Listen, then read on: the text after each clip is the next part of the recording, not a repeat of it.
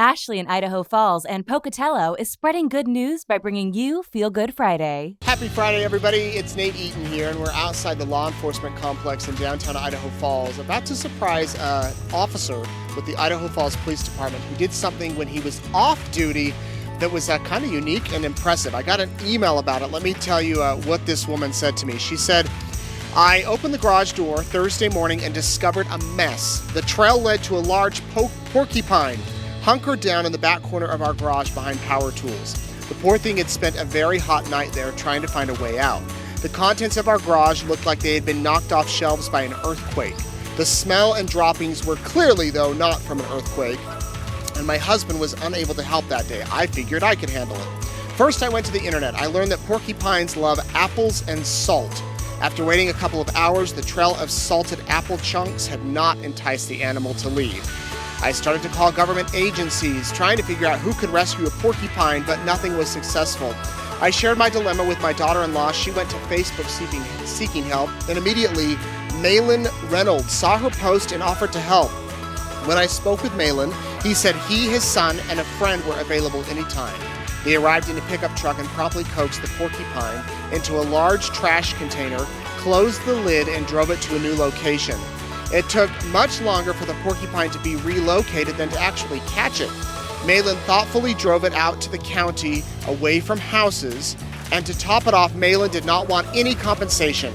He told me he and his son had rescued a porcupine from a home in Stonebrook last week, and that he also removed a porcupine from a local elementary school some time ago.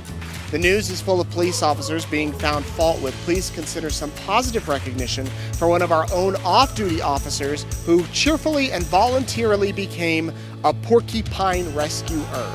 Well, we tracked down Officer Reynolds, and he's working today. In fact, he's out right now on the streets. I believe they're going to call him back for us. We have some gift cards, a dinner gift card and an Amazon gift card for him to go out to enjoy dinner, and we can thank him for his efforts in rescuing the porcupine. Let's go surprise him. Hey! This is a trap, Nate. How are you? Not a trap. You don't have a trapped porcupine either. We understand you're the porcupine rescuer. I guess I've got two notches on my Two? All right. porcupine capturing. Well, one of those notches, the rescued homeowner sent me a message a couple of weeks ago. You know what I'm talking about? I do. I guess she had tried Mrs. to. Malin. Yeah, tell me what happened and how you got involved. Well, their daughter-in-law was married to a police officer that worked here. And so I've known him, and so I'm friends with her. And we had caught one in Stonebrook here. It's probably been a year ago. And they're considered rodents. A lot of people would kill them and just get rid of them. And I'm like, load it up and haul it to the river bottoms and let it go somewhere. And so that's what we did. We wrangled one in Stonebrook.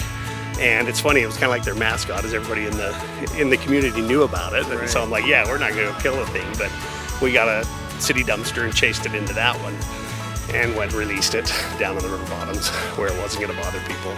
But anyway, when I saw the post about her mother-in-law having one in their garage, she's like, we don't know what to do. And I said, my boys and I are out running around. I said, we'd come out, catch it, and go get it released for you. So. And she wanted to pay you, but you wouldn't take the money. Yeah, like I said, it was more of the adventure with my boys and two of his friends that was more fun than taking any monetary. So how do you convince a porcupine to go in a dumpster? She said she tried with apples and salt, but it didn't work. I don't know if she had a stick or something, or a broom, or a shovel. Maybe it was a shovel that was out of the back of my truck, but just guided. Then it didn't want to. It was the middle of the day, so they sleep. Yeah. And so we just tipped the garbage can over and herded it in. No pokes or No needles pokes. anywhere? Okay. They don't shoot at you, so we didn't grab it. But well, you know there's going to be people watching all over that say, we need to call him if they find a porcupine. I didn't know so many porcupines were around here. Well, she nominated you for our Feel Good Friday, which we do every Friday, and we thought this was a great, unique one. So we want to send you and your son or your wife, whoever you want, my to son dinner. just landed in New Zealand this morning, so. Oh, wow. For a mission, or? Yeah, he just landed. I just barely got off the phone saying that he's landed. Oh, well, tell him thanks for us. I'll enjoy whatever you're offering me. Okay, on there this you go. behalf. Well, go to Olive Garden, Longhorn, any of those, and then you can do some online Amazon shopping. And thank you for what you did, and now I know who to call. I hope I don't ever have that problem. I hope you don't need it. Thank you, officer. Okay, Good meeting nice you. to meet you guys. Ashley in Idaho Falls and Pocatello is spreading good news by bringing you Feel Good Friday.